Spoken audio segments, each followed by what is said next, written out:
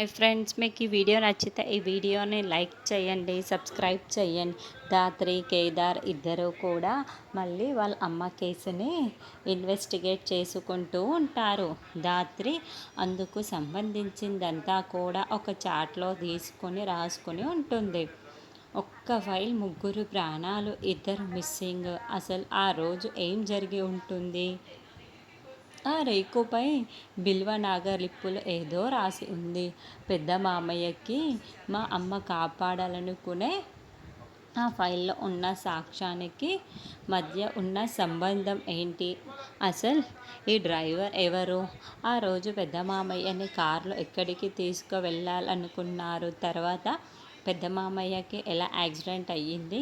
ముందు ఆ డ్రైవర్ ఎవరో కనిపెట్టాలి కేదార్ అని ధాత్రి అనడంతో, అలాగే ధాత్రి, తప్పకుండా కనిపెడదాము అని కేదార్ అంటాడు.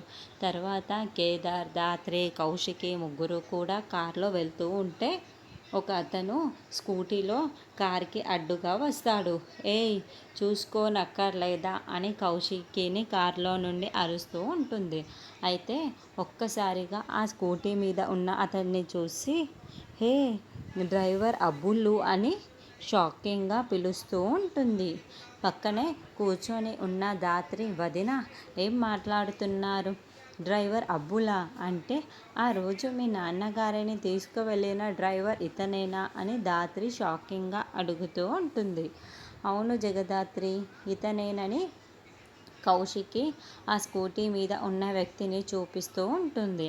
అతను చనిపోయాడని చెప్పారు కదా వదిన, అయితే ఇతను బ్రతికే ఉన్నాడు, అయితే వెంటనే పట్టుకోవాలి అని ధాత్రి చెబుతూ ఉంటుంది. మరి ఈ లోపల అతను తప్పించుకుంటాడా, లేకుంటే ధాత్రి కేదార్కి దొరికిపోతాడా అన్నది మనం నెక్స్ట్ ఎపిసోడ్లో చూద్దాము.